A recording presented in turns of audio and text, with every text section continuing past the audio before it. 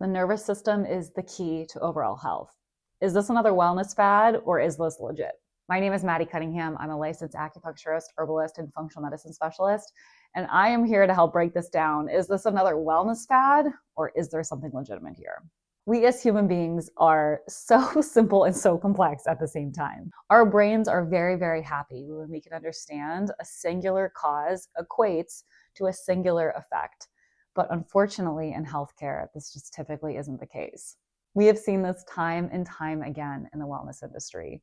It started off with environmental pollutants. If we even touched a cash register receipt, we were going to have hormones that were so dysregulated. If our gut microbiome wasn't totally optimized, we were going to really suffer for the rest of our health. And now in the nervous system space, if we could just heal our nervous system and be more grounded and regulated on a daily basis, that all of our health issues would go away. The really complex part about this is there is some truth in each of these statements. Environmental pollutants can disrupt your hormones. Having a healthy gut microbiome is really important for overall health. And having a regulated nervous system is really important to the healing process. But what leaves people feeling confused and full of doubt is that we put so much emphasis on each of these individual parts as if they are the only reason and the only cure for your health problems. This is especially true if you are dealing with any kind of chronic disease picture, which is symptoms for more than a year. My job today is to help you to understand what the nervous system is and how it functions. We're going to be focusing on two very, very different and very specific branches of the nervous system that really promote health and healing, and ways you can focus on supporting these parts today. Let's get into it. When you hear the words regulate your nervous system, what comes to mind? Probably meditating, journaling, box breathing, all the things that you're hearing about on social media. But physiologically, your nervous system has layers, and each layer operates differently from the other layers. Let's go ahead and zoom out. The first major part of the nervous system that we're going to understand today is the autonomic nervous system. Think of the autonomic nervous system as the automatic nervous system. This controls functions that happen automatically in our body, like our heart rate or our blood pressure or our breathing. Imagine if we had to sit and think about every time we had to take a breath or every time our heart needed to beat. We could do literally nothing. So this system is always on, always working for us and always supporting our body. Now, in the autonomic nervous system, there are two different sub-branches. One is the sympathetic state. Think of this as the gas. This makes your heart rate increase, your blood pressure increase, your respiratory rate increase. And then we have the parasympathetic branch. Think of this as rest and digest. It slows all those things down while also increasing your digestion and increasing your body's capacity for healing and recovering. The parasympathetic state, this rest and digest, largely is innervated by the vagus nerve. The vagus nerve is a cranial nerve. It is the longest nerve in the body. It runs from your brainstem. There's branches in your ears. It goes down your throat, all the way into your gut, your heart. Its job is to communicate from the brain into the body and from the body into the brain.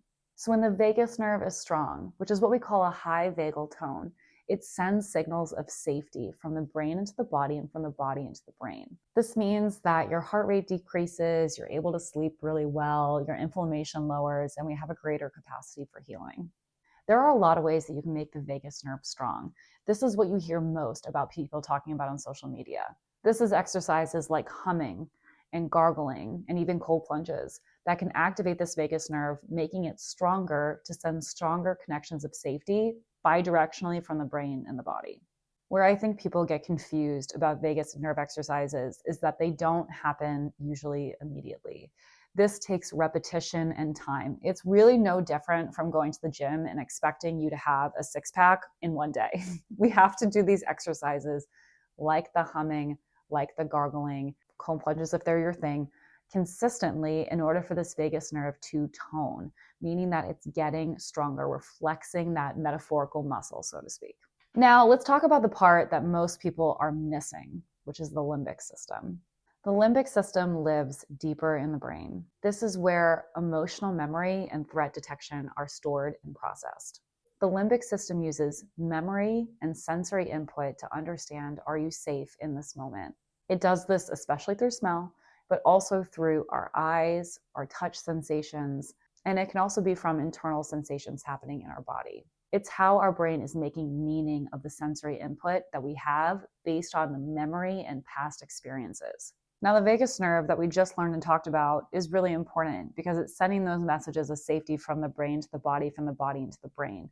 But if the limbic system, the part of our brain with these stored memories, has different interpretations of what this means, that vagus nerve, no matter how much it's firing for safety, isn't being interpreted that way by the brain.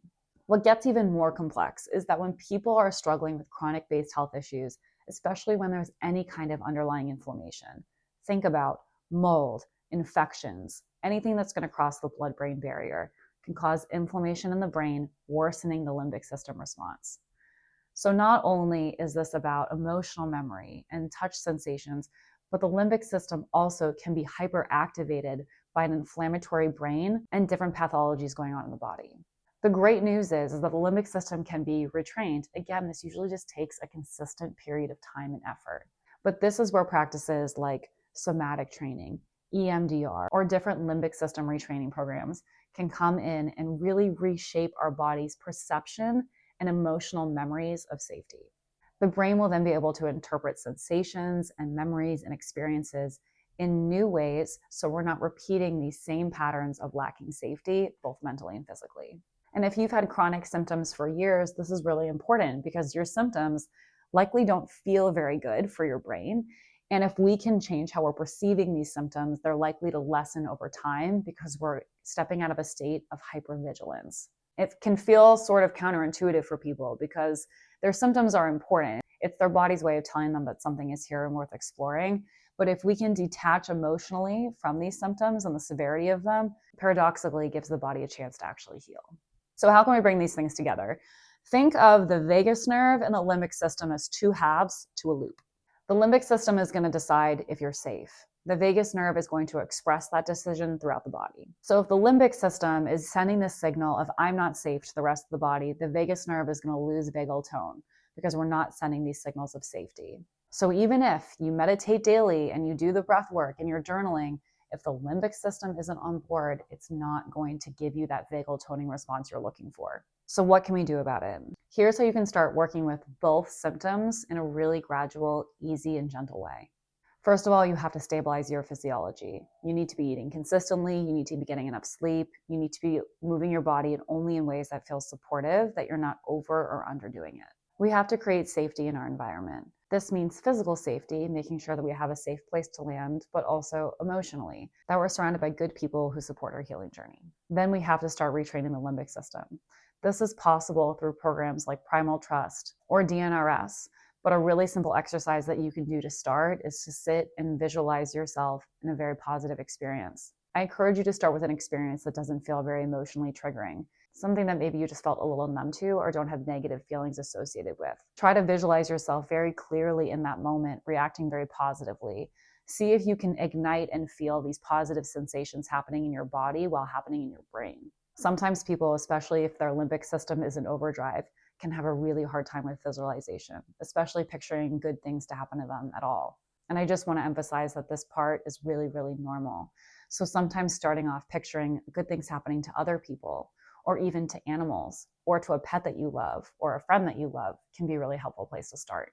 Over time, as we continue to visualize and self-generate these neurotransmitters happening in the brain, of serotonin, of dopamine, this is a way to show our brain that good things are possible, that we don't have to be so hypervigilant about our sensations, both externally and internally.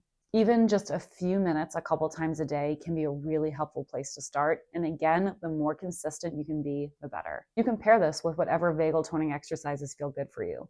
For some people, that's box breathing. For others, it's humming. Some people, it's singing. Some people, it's massage. And for some percentage of the population, it is cold plunges. There are also specific programs, again, like Primal Trust, or something like the Safe and Sound Protocol by Dr. Porges that can really help stimulate the vagus nerve. In summary, yes, the nervous system is really important. Yes, we need it to be in an optimal state in order to get true healing. But is it everything? No. Oftentimes we have to treat the gut microbiome, any infections that exist. Maybe there's mold in the body, there's exposure to environmental pollutants at the same time. But having a regulated nervous system that keeps the body in a healing state, a grounded state, is absolutely essential for healing. But please don't be fooled by the general nervous system support. The limbic system and the vagus nerve are the two areas that you need to focus on in really specific ways in order to heal. So if you're feeling discouraged through meditating and through journaling like nothing's working, it's because it probably isn't. You need specific tools in place in order to help you. If this helped you understand the nervous system or healing in a new way, hit subscribe. I'll be sharing more deep dives on chronic illness, root cause healing, and communicating what your body's trying to say. I'll see you soon.